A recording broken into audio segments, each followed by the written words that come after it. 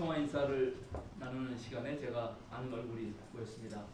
향림교회 최혜정 집사님 오늘 교회 방문해 주셨는데 우리 잠깐 일어나시면 환영의 박수 하겠습니다.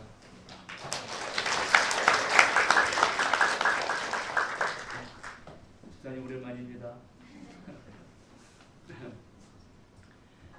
지금 우리는 대림절 한복판을 보내고 있습니다. 우리 교단은 성탄절이 되기 전 4주간을 대림절이라고 부릅니다. 주님께서 이 땅에 임하시기를 기다린다는 뜻입니다. 대림절을 다른 교단에서는 대강절 또는 강림절이라고도 부릅니다. 대강절은 대림절과 마찬가지로 주님이 내려오심을 기다리는 것에 더 초점을 맞추고 있는 반면에 강림절이라는 말은 이미 주님께서 오셨다는 것에 더 집중하고 있는 것 같습니다. 우리가 성령 강림절이라고 할 때 성령이 내려오신 절기이지 않습니까? 그런데 대림절을 그렇게 강림절이라고 부른 것은 2000년 전에 이미 오신 예수님에 대한 그것을 더 강조하려고 아마 강림절이라고 부른 것 같습니다. 또 한편 대림절은 라틴어로 어드벤트라고 합니다.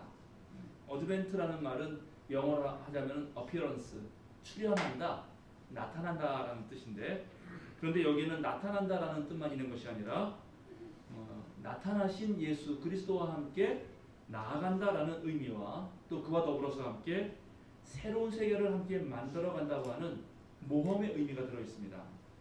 그래서 어드벤트의 이 라틴어는 영어로 어드밴스, 앞으로 진보한다는 말이죠. 그 다음에 어드벤처, 모험이라는 뜻의 어원이 되기도 합니다. 제가 지난주 설교에서는 기다림이 갖는 의미에 대하여 성찰해 보았습니다. 그런데 기다린다는 것은 아무것도 하지 않는다는 것이 아니라 정말 등불에 기름을 채우고 오실 주님의 손을 잡고 모험을 향해 나아가겠다는 자세로 준비한다는 것을 뜻한다고 하겠습니다. 대림절을 무엇이라고 부르든 간에 대강절이라고 부르든 강림절이라고 부르든 간에 어쨌든 그리스도교는 지난 2000년 동안 예수 그리스도께서 만난아기로 오신 것을 정말 기뻐하고 축하하고 기억했으며 또다시 오실 예수님을 기다려왔습니다. 왜 그랬을까요? 왜 우린 2000년 동안이나 예수님을 기다려온 것일까요? 우리가 전도서의 말씀에 따르면 하나님은 저 높은 하늘에 계시고 우리 인간은 이 땅에 삽니다. 그래서 전도자는 우리에게 조언하기를 너는 하나님 앞에서 입을 함부로 놀리지 말아라. 떠버리지 말고 말을 적게 하라 라고 조언하고 있습니다. 우리 모두가 알고 있듯이 하나님은 우리의 창조주이시고 우리는 한낱 피조물에 불과합니다. 우리 하나님은 영원하시지만 우리는 하루아침에 피었다가 그날 저녁에 시들고 마는 들꽃에 불과합니다. 하나님은 거룩한 분이시지만 우리는 이 죄악 가득한 세상에서 아웅다웅하며 짖으며 볶으며 그렇게 살아가고 있습니다. 하나님은 완전하시지만 우리는 실수하는 존재입니다. 따라서 하나님과 사람 사이의 거리는 잴 수 없을 만큼 멀리 떨어져 있고, 그래서 또 하나님을 본 사람은 단 한 명도 없다라고 요한복음서 저자와 요한일서 저자는 말하고 있습니다. 그러나 우리가 죽고 사는 문제는 모두 하나님께 달렸습니다. 그래서 우리가 기도할 때 생사화복을 주관하시는 하나님이라고 부릅니다. 또 정의 하나님은 인간의 불의를 그냥 보아 넘기지 않습니다. 그래서 하나님은 우리 인간에게 이렇게 질문합니다. 사람아, 네가 어디에 있느냐? 카인아, 내 아우 아벨이 지금 어디에 있느냐? 하나님은 인간의 잘못을, 인간의 불의함을 바로 잡으시려고 하는 것입니다. 우리가 마땅히 가야 할 길과 또 형제자매를 돌보고 있는지를 물으시면서 또 그렇게 묻는 하나님 앞에서 우리는 늘 두렵고 떨리는 마음이 됩니다. 그런데 그리스도교는 높고 높으신 하나님께서 이제 인간의 몸을 입고 이 땅에 오셨다고 증언하고 있습니다. 우리가 너무나도 잘 알고 있는 그 유명한 빌립보서의 그리스도교 창가를 알 수 있습니다. 여러분 안에 이 마음을 품으십시오. 그것은 곧 그리스도 예수의 마음이기도 합니다. 그는 하나님의 모습을 지니셨으나 하나님과 동등함을 당연하게 생각하지 않으시고 오히려 자기를 비워서 종의 모습을 취하시고 사람과 같이 되셨습니다.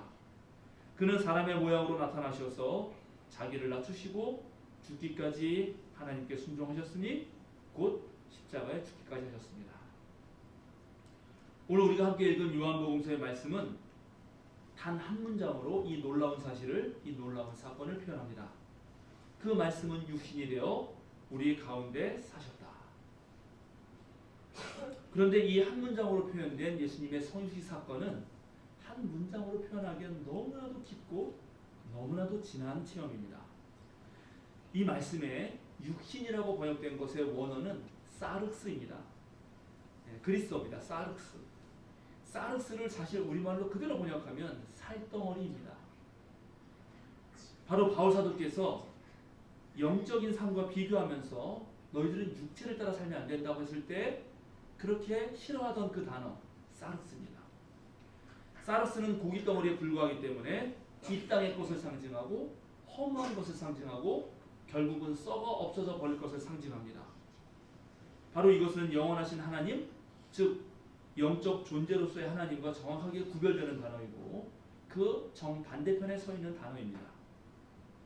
한편 말씀으로 번역된 단어 그리스어죠. 로고스는 그리스 철학에서는 이 우주를 창조하고 지탱하는 신적인 원리를 상징하고 또 고대 근동에 널리 퍼져 있었던 영지주의 종교 전통에서는 신령스러운 지식, 즉 영지와 통하는 개념이었습니다.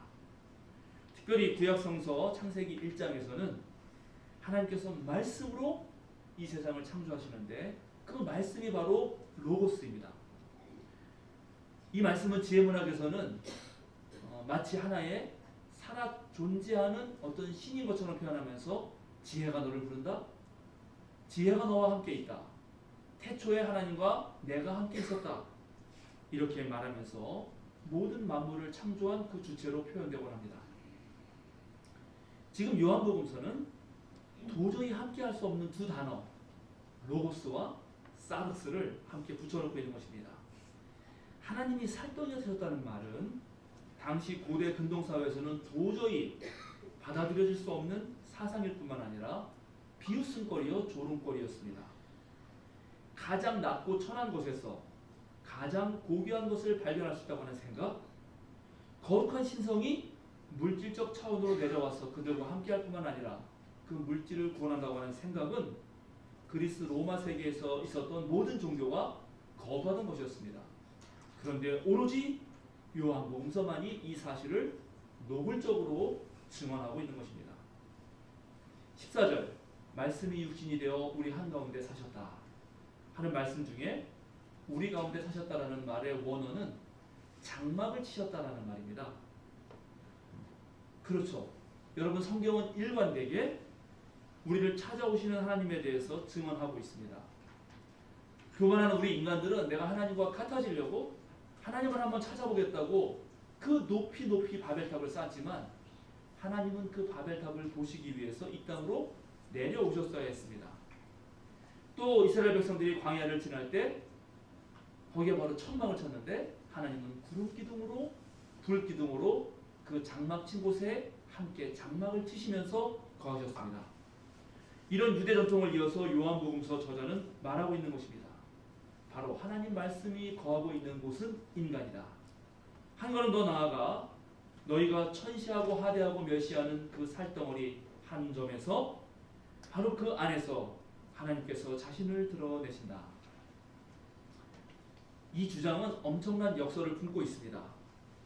오늘날 많은 사람들, 아니 오늘날뿐만 아닙니다. 예전에도 많은 사람들은 저 높은 곳을 추구했고 잘나기를 원했고 온 세상에 자신의 이름을 드날리기를 원했습니다. 그래서 낮은 데 처하기를 싫어했고 못난 것을 부끄러워하며 성공한 잘난 이들 앞에서는 열등감과 수치심을 느끼며 살아갔습니다. 그러나 그리스도인들은 어둠 속에서도 빛을 보았고 거짓 속에서도 진리를 캐낼 줄 알았고 율법 속에서 은혜를 누리고 실패에서도 희망을 보았으며 죽음 속에서도 생명을 얻었습니다. 요한복음은 우리에게 말하고 있습니다. 빛을 만나기 위해서는 어둠을 깊게 보아야 한다. 너희가 하나님을 만나고 싶거든, 너희가 말씀을 알고 싶거든 부패하고 냄새나는 이 인간 세계의 적나라한 구석구석을 살펴야 한다. 이 방법 외에는 없다. 여러분 어떻게 생각하십니까? 로마가 지배하던 당시 가장 혐오스럽고 가장 끔찍한 형벌이었던 십자가에 달려 죽은 한 유대인 청년에게서 가장 존귀하신 분의 영광을 볼 수 있다고 생각하십니까? 또 그렇게 본다고 하는 요한복음서의 주장에 여러분 동의하십니까? 여러분은 정말 갈릴리 나사렛 청년에게서 하나님의 그 영원하신 사랑과 진실하심을 느낄 수 있습니까? 한국 최초로 제72회 한 영화제에서 황금 종려상을 수상한 영화 기생충, 여러분 다 보셨죠? 여러분 이미 알고 있을 것입니다. 이 영화는 한국 중산층이 한국에 성공한 그 중산층 가정이 또 밑바닥 인생을 사는 그런 살게 되는 그런 사람들과 서로 이렇게 얽히고 엮여가면서 빛과 어둠 또는 깨끗함과 더러움, 부와 가난이 공존하는 방식에 대해서 질문하고 있는 아주 훌륭한 영화입니다. 영화에서 자주 등장하고 있는 계단은 이 세상이 맨 밑바닥으로부터 저 높은 곳에 이르기까지 정말 다양한 계층과 계급이 있다는 것을 아주 가시적으로 보여줍니다. 사실 밑바닥 인생이 높은 자리를 차지하고 있는 사람과 교분을 맺는다는 것은 민주주의 사회라고 하는 오늘날에도 쉬운 일이 아닙니다. 우리가 몸이 아파서 병원에 가서 의사 선생님 한번 만나보려고 해도 줄 서 있기 때문에 그 시간 한번 제대로 잡기가 어렵지 않습니까? 법적인 도움을 받고자 변호사를 찾아가는 일, 그 또한 하늘의 별 따기처럼 쉽지 않습니다. 인맥이나 학벌 또는 돈이 없는 사람은 삶의 매 순간순간마다 믿고 정말 찾을 만한, 좀 붙들 만한 그런 지푸라기 하나 찾기 쉽지 않습니다. 명배우 송강호 씨가 분연한 그 기택이라는 사람의 그 집안은 그 아들 기우가 그 과외 자리를 하나 얻은 덕택에 IT 기업으로 대표이사가 된 그런 박 사장의 집에 기생하면서 살게 됩니다. 바로 거기에는 이 사람들이 기생하기 전에 문광이라고 하는 가정부가 먼저 살고 있었습니다. 사실 영화의 위기는 이 두 기생충 가정들의 만남과 불화로 인해서 발생합니다. 어둠 속에서는 활발하게 활동하다가 빛만 비치면 순식간에 몸을 숨기는 바퀴벌레처럼 기택의 아내 충숙이죠. 아들 기우죠. 딸이 기정이구나. 네. 기정이 요 네 명은 아주 합심해가지고 기존의 기생충이었던 가정부를 쫓아내고 또 운전수를 쫓아내고 과외 자리와 운전수 자리를 차지하면서 또 가정부 자리를 차지하면서 박 사장의 집을 자기 집처럼 몰래 사용합니다. 바로 그런데 그런 매번의 순간들이 관객들로 하여금 무척 긴장감을 유발시킵니다. 기택의 가정이 박 사장의 집에서 사는 것 자체가 사실 어울리지 않기 때문에 그렇습니다. 그래서 기존의 가정부였던 문광의 남편 근세는 그런 집, 환한 집에 살지 못하고 그 집의 가장 낮은 공간이고 아주 가장 어두침침하고 가장 음습한 공간, 지하실에서만 자신의 생계를 유지할 수 있었습니다. 바로 바퀴벌레처럼 말이죠. 영화는 줄곧 빈부와 사회적 지위가 보여주는 경계를 넘어서는 것이 얼마나 위태로운 것인가를 보여줍니다. 영화 내내 줄타기를 합니다. 어느 일정한 선을 넘어서는 안 된다는 것입니다. 어떤 계층의 사람이 어느 선까지는 넘볼 수 있지만 그 이상을 꿈꾸고 실행하려는 순간 그것이 얼마나 큰 위험을 감수해야만 하는지를 영화는 보여주고 있습니다. 바로 그게 자본주의가 만들어낸 우리의 현실들입니다. 그런데 이 영화에서 그 경계를 넘나드는 것이 있었으니 그것은 바로 냄새 그리고 인간이 느끼는 가장 원초적인 감정들입니다. 반지하에서 살던 기택의 가족에 배어있는 그 꿀꿀한 냄새. 영화는 첫 장면에 반지하에서 양말 말리는 장면을 보여주는데 바로 거기서부터 냄새가 저절로 느껴지죠. 그 꿀꿀한 냄새는 어떤 방해도 받지 않고 바로 기택의 가족에게 배어있던 냄새가 이제 박 사장 가족에게로 점점점 침투합니다. 결과적으로는 그 냄새와 그 냄새로 인해 느껴지는 감정들의 소용돌이 속에서 축제는 망쳐지고 그리고 엄청난 살인이 벌어지면서 영화는 파국으로 흩어집니다. 빛과 어둠의 동거는 파멸로 끝납니다. 기택의 가족 때문에 풍비박산이 되어버린 박사장내 가정이 떠난 그리고 덩그러니 남은 그 고급 주택에는 다시 부유한 외국 사람이 와서 살게 되고 그리고 그 집 지하 음습한 곳에는 바로 거기에 쳐들어왔던 그 기택이 자기의 보금자리로 삼고 살게 되는 거죠. 그리고 영화는 끝납니다. 바뀐 것이 없습니다. 사회의 계급과 계층은 그대로 확고하게 유지됩니다. 1%의 사람들만이 잘 사는 세상이 얼마나 단단한지 영화는 한 점 어떤 숨김도 없이 그대로 보여줍니다. 그래서 영화를 보는 사람들은 무척 불편하고 답답합니다. 그런데 이 영화는 겉으로 보여주는 그런 것 외에 또 다른 의미를 품고 있습니다. 이 영화는 묻고 있습니다. 그런데 관객 여러분, 이 영화를 보시는 여러분, 정말 이 사회의 기생충은 누구입니까? 재벌이 노동자의 기생충일까요? 아니면 노동자가 재벌 사장의 기생충일까요? 우리 인간의 삶이 타인의 피를 빨아먹는 기생이 아닐 수는 없을까요? 기생이 아니라 공생과 상생의 삶은 어떻게 가능할까요? 과연 앞으로 봉준호 감독이 어떤 영화를 만들어낼지 저는 기대가 됩니다. 기생을 넘어서 공생의 관계를 만들어낸 영화를 만들 수 있을까? 영화를 아직 못 보신 분들은 영화를 보시고 나서 다시 한번 제 설교를 읽어보셔도 좋을 것 같습니다. 요한복음서 저자는 예수 그리스도에게서 인간이 모두 함께 잘 사는 그 유일한 길, 참으로 인간답게 산다는 것이 무엇인지를 알려주는 그 유일한 길을 말하고 있습니다. 바로 말씀이 육신이 되어 우리 가운데 사셨다는 그 한마디 말입니다.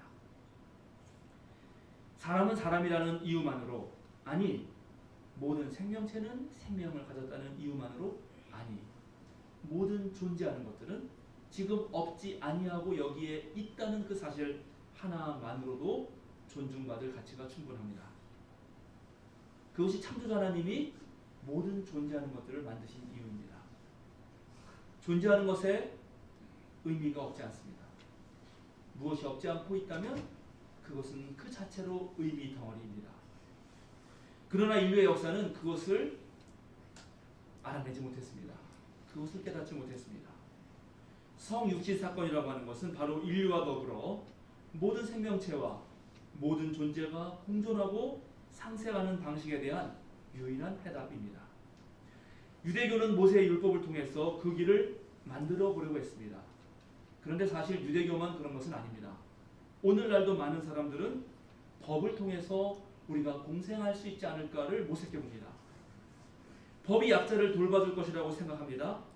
법이 가난한 사람들을 위해 줄 것이라고 생각합니다. 그래서 우리들은 열심히 국회의원들을 뽑고 매년 많은 국회의원들이 많은 법을 상정하고 발의합니다. 그러나 결과는 우리 모두가 아는 대로입니다. 여전히 법으로는 부족합니다. 그래서 요한복음서 저자는 말하고 있습니다. 율법은 모세를 통하여 받았고 은혜와 진리는 예수 그리스도로 말미암아 생겨났다. 여기서 은혜와 진리라고 번역된 부분은 참으로 진실하신, 참으로 성실하신 하나님의 사랑이라고 번역할 수 있고, 사실 저는 그 번역을 더 좋아합니다. 출애굽기 34장 6절에서 하나님은 모세 앞으로 지나가시면서 모세에게 이렇게 선포하십니다. 성서에서 유일하게 하나님의 뒷공문이라도 보았던 인간 모세가 하나님으로부터 직접 들은 말씀입니다. 주는 우리 사번역으로 기도했지만 여호와, 야훼, 나 야훼는 두 번이나 강조하면서 이렇게 말합니다. 여호와, 나 야훼는 자비롭고 은혜로우며 노하기를 더디하고 한결같은 사랑과 진실이 풍성한 하나님이다. 바로 여기서 사랑과 진실이라고 말했던 이 장면을 요한복음서는 은혜와 진리라고 반복해서 말하고 있는 것입니다. 사랑하는 생명사랑 성도 여러분, 무엇이 여러분을 구원할 것이라고 생각하십니까? 돈입니까? 학벌입니까? 법입니까? 잘난 친구들입니까? 아니면 여러분의 능력과 여러분의 경험에서 우러나온 지혜입니까? 물론 때때로 그런 것들이 우리들을 삶의 곤경에서 구출해 줍니다. 사실 그러합니다. 그러나 또다시 여러분에게 물어보겠습니다. 그렇다면 무엇이 이 세상 전체를 구원할 수 있을까요? 무엇이 살아있는 생명과 존재하는 모든 것을 구원하고 유지하고 지탱할 수 있을까요? 돈입니까? 학벌입니까? 인간의 지혜입니까? 인간의 능력입니까? 바울 사도는 오늘 본문에서 말씀하셨습니다. 하나님께서 지혜 있는 자들을 부끄럽게 하시려고 세상의 어리석은 것들을 택하셨으며 강한 것들을 부끄럽게 하시려고 세상의 약한 것들을 택하셨습니다. 이리하여 아무도 하나님 앞에서는 자랑하지 못하게 하시려는 것입니다. 바울은 알았습니다. 자기 자신이 최고의 지식을 가져보았고 자기 자신이 로마 시민권이라고 하는 사회적 지위를 가질 수 있었고 자기 자신이 하나님을 향한 강렬한 열정을 가지고 있어 보았기에 바울은 알았습니다. 그래봤자 나는 유한한 인간이었다는 사실입니다.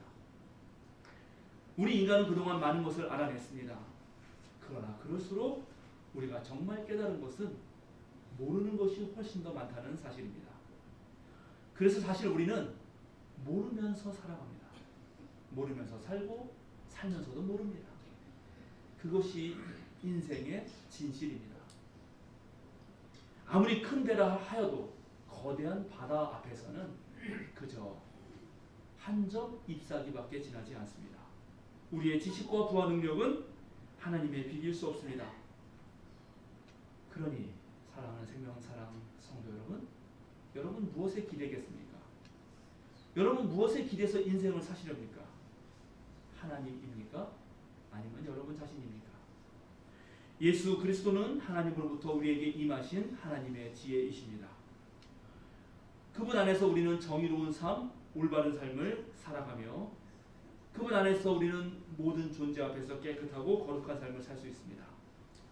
예수 그리스도께서 우리의 속량자, 우리의 구원자가 되어주셨기 때문입니다. 아멘. 그분께서 우리를 살펴주시고 우리를 책임져 주시겠다고 하셨기 때문입니다. 그래서 그 옛날 예레미야 예언자는 하나님의 말씀을 받아서 이렇게 우리에게 선포합니다. 나 주가 말한다. 지혜 있는 사람은 자기의 지혜를 자랑하지 말아라. 용사는 자기의 힘을 자랑하지 말아라. 부자는 자기의 재산을 자랑하지 말아라. 오직 자랑하고 싶은 사람은 이것을 자랑하여라. 나를 아는 것과 나 주가 긍휼과 공평과 공의를 세상에 실현하려는 하나님인 것과 내가 이런 일 하기를 좋아한다는 것을 깨달아 알만한 지혜를 가지게 되었음을 자랑하여라. 아멘. 나 주의 말이다. 아멘. 사랑하는 생명사랑교 여러분, 우리의 삶을 지탱할 수 있는 유일한 토대는 온전히 예수 그리스도이십니다. 아멘. 예수 그리스도 안에서 하나님께서 행하시는 일에서만이 인간은 그 삶의 근거와 내용을 얻을 수 있습니다. 그러니 생명사랑 가족 여러분, 누구든지 자랑하려거든 우리 주님 예수 그리스도를 자랑하십시오. 아멘. 예수 그리스도를 자랑하고 하나님 앞에서 자랑스러운 아들딸이 되십시오. 아멘. 우리가 예수님을 자랑하고 우리가 하나님의 자랑거리가 될 때 우리 모두는 예수 그리스도의 충만함에서 선물을 받게 될 것이고 은혜의 은혜를 더하여 넘치게 얻게 될 것입니다. 아멘. 기도하겠습니다.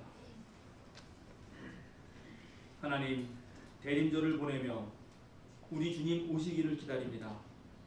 주님께서 오셨던 이유를 잠잠히 생각합니다. 왜 오늘날 우리들의 세상에 주님이 꼭 필요한지도 깨닫습니다. 주님 오시옵소서. 오셔서 우리를 고쳐주시고 우리를 회복시켜 주시옵소서.